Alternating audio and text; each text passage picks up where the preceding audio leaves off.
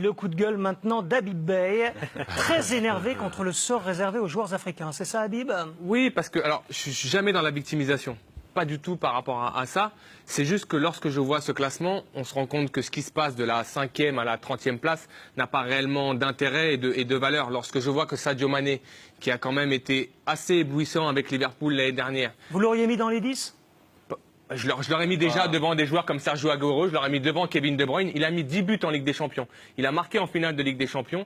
Il a été extraordinaire. Ça a été le deuxième meilleur joueur de Liverpool derrière Mohamed Salah. Lorsque je vois Mohamed Salah, par exemple, et que je le compare à Lionel Messi, sur la valeur intrinsèque, Lionel Messi est le meilleur joueur du monde, l'un des meilleurs joueurs du monde. Mais quand je vois que Mohamed Salah a mis 32 buts l'année dernière en Première Ligue, meilleur buteur de Première Ligue, qu'il met 10 buts en Ligue des Champions et qu'il est exceptionnel et que je le vois à la 6e place, si je ne me trompe pas, je trouve que si demain il s'appelait Salahigno ou s'il s'appelait Maninho, qui vote? Voilà, on rappelle le barème. On rappelle le barème Habib. Il y a 480 journalistes, un par pays. Pardon, 180 journalistes, un par pays, qui ont voté. Le barème, ils votaient à chaque fois pour leur top 5, avec 6 points pour le premier, 4 pour le deuxième, 3 pour le troisième, 2 pour le quatrième et 1 pour le dernier. C'est comme ça ensuite qu'on accumule les points. Comme le disait Didier, c'est très subjectif. On en revient toujours au même problème, les critères. Voilà. Les critères, c'est quoi les critères? Ça part dans tous les sens. Vous pouvez faire ce que vous voulez avec ce vote. Donc il y a souvent eu un manque de reconnaissance, il faut le dire. Et j'appuie sur quelque chose qu'on en a parlé, mais rappelez-vous de Samuel Eto'o, qui ne gagne pas le Ballon d'Or, alors qu'il avait fait le premier Ballon d'Or en 95, c'est arrivé. On a ouvert. Mais rappelez-vous aussi du classement d'un Drogba, par exemple, d'un Yaya Touré. Là, je vois le classement de Sadio Mané par rapport à sa saison. Pour quelle raison, d'après vous? Je pense qu'il y a un manque de reconnaissance, puisqu'ils ne brillent pas avec leur sélection. C'est difficile pour eux de briller avec leur sélection.